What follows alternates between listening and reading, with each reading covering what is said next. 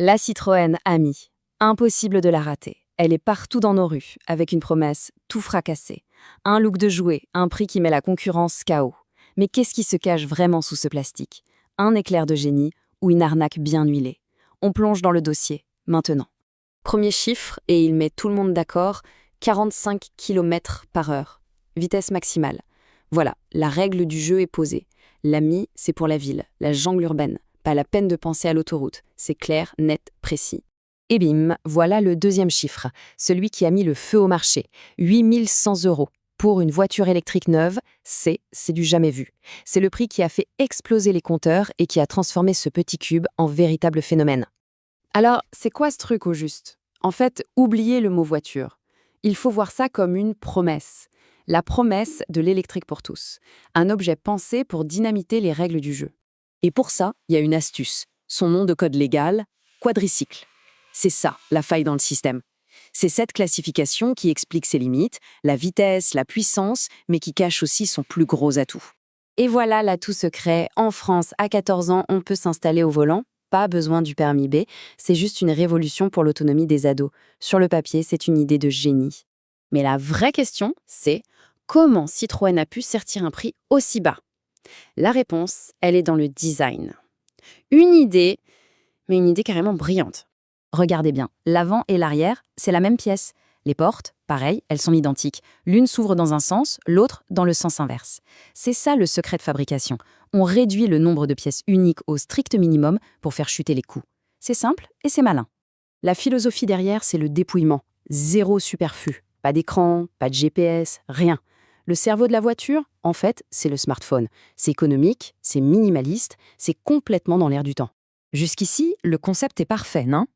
Une solution de mobilité pas chère, accessible, intelligente. Sauf que c'est là que le conte de fait s'arrête net et que la réalité frappe. Parce que pour des milliers de clients, une fois le virement effectué, le rêve se transforme en un véritable cauchemar. Un parcours du combattant.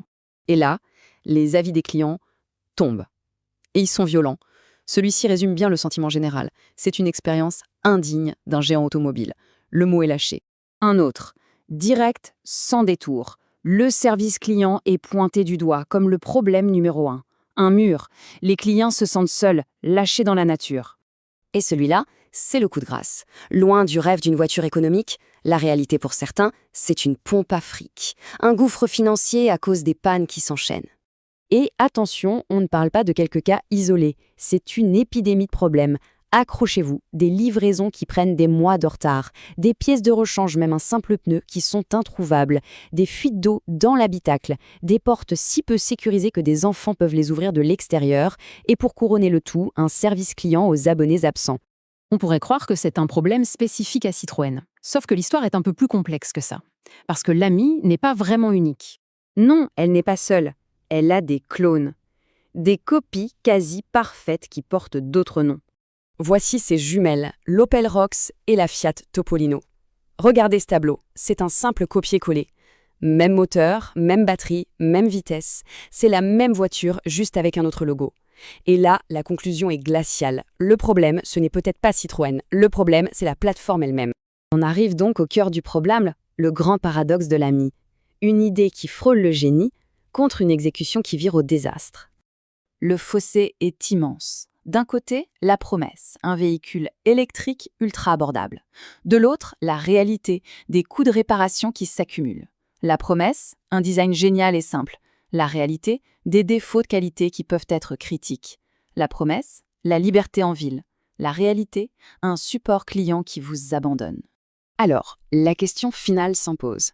L'Ami et ses clones, est-ce que c'est vraiment l'avenir du transport en ville ou est-ce que c'est juste le summum du gadget jetable, un produit conçu pour être bon marché et peut-être conçu pour lâcher? Le débat est lancé.